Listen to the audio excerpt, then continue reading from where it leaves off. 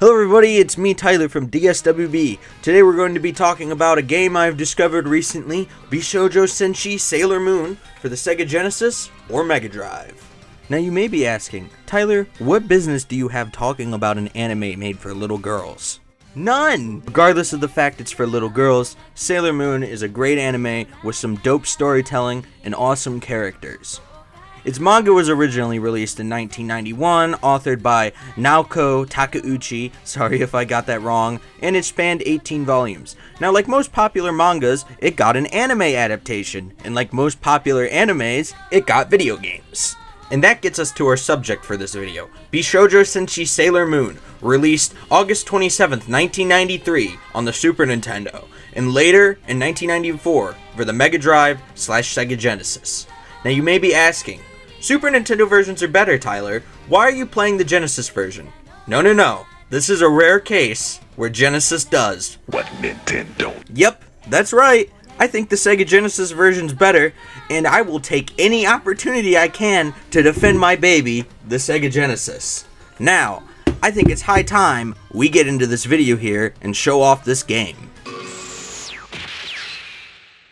That's right, we're gonna embarrass ourselves by dressing up like Tuxedo Mask for this video. Anyways, let's get into the gameplay.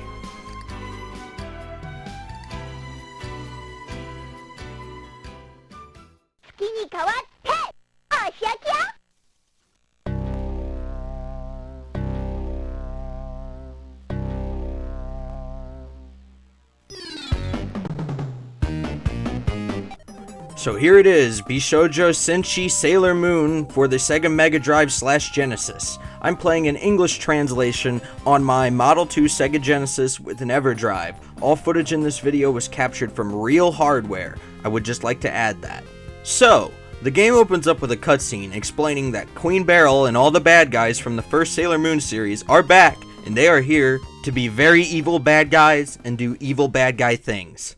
Now the first thing I want to talk about is how bright and colorful this game is for the Sega Genesis, which is not normal on that platform if you know anything about the Genesis. The attention to detail in this game, even in these opening cutscenes, is very good. All the characters are portrayed accurately, and I always liked that Mako's outfit was different and they didn't just give her the same one as the other girls. So when you get into the game here, you get to pick between the 5 Sailor Guardians, Sailor Moon, Sailor Mars, Sailor Mercury, Sailor Jupiter, and Sailor Venus. For this first one here, I picked Sailor Mercury because she is my favorite. And no, I'm not a freak like Pro Jared. Oh! Ew! Dude! What the fuck? Anyways, this game is super faithful with the transformation scenes, and with what the girls call out and the pose they hit at the end of them.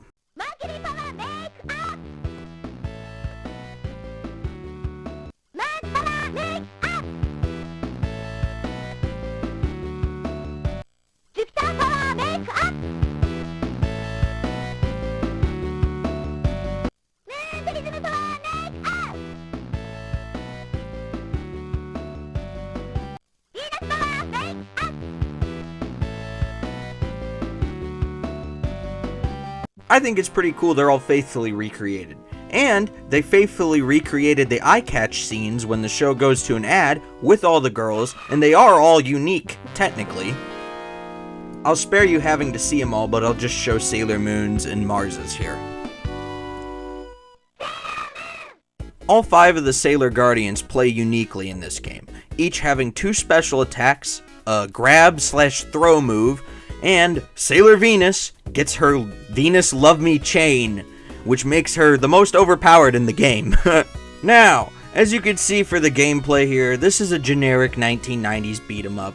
You know, hit the bad guys, don't get hit, get some health power-ups when you see them chilling on the ground. Now obviously, Sailor Moon here on the Genesis is a beat 'em up game, and it suffers from the same thing that all beat 'em ups suffer from: repetitiveness. Thankfully, there's only 5 levels. Stage 1, the Juban Shopping District, Stage 2, Dreamland, Stage 3, the Freeway, where you're on top of semi-trucks, for some reason, Stage 4, the Starlight Tower, and Stage 5, the D-Point, and on the stage screen you're in your civilian outfit, which is pretty neat. So like every beat 'em up ever made, there is a boss fight at the end of each stage. But you know who is also at the end of each stage? That's right, Tuxedo Mask. And he gives you a health power-up rose too.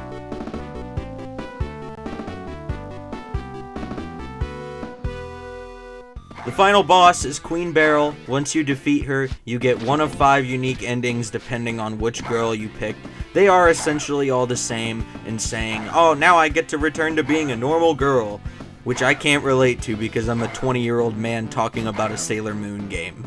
Well guys, that's it. That's Bishoujo Senshi Sailor Moon for the Sega Mega Drive / Genesis. Great game. It can get a little repetitive at some points, but I still think it's a fun game and a great representation of the anime. Now is the fun part, where I get to talk crap about the Super Nintendo and defend my precious Sega Genesis. So Super Nintendo fans, in the name of the moon, I'll punish you.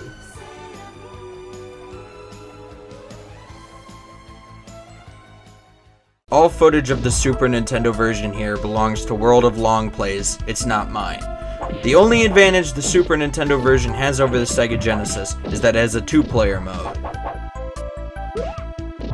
Now besides that, all the sprites are much smaller on the Super Nintendo version.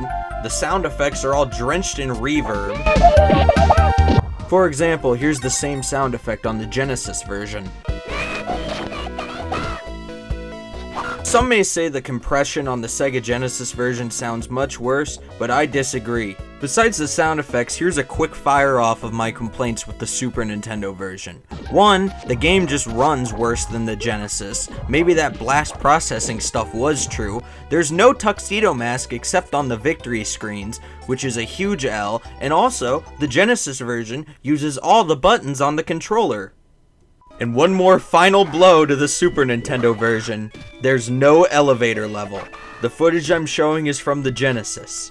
So all in all considered, the Genesis version is absolutely a better beat 'em up and a better game. And I can truly say, Genesis does what Nintendo don't. Alright, mission complete. We've talked crap about the Super Nintendo. That is Bishoujo Senshi Sailor Moon for the Sega Genesis. If you want to check this game out, go download one of the English patches on the internet. I can't tell you where to get them, but you can find them. If you like my content, make sure to like and subscribe and check out my other videos. And besides that, this is Tyler from DSWB, and I will see you all in the next DSWB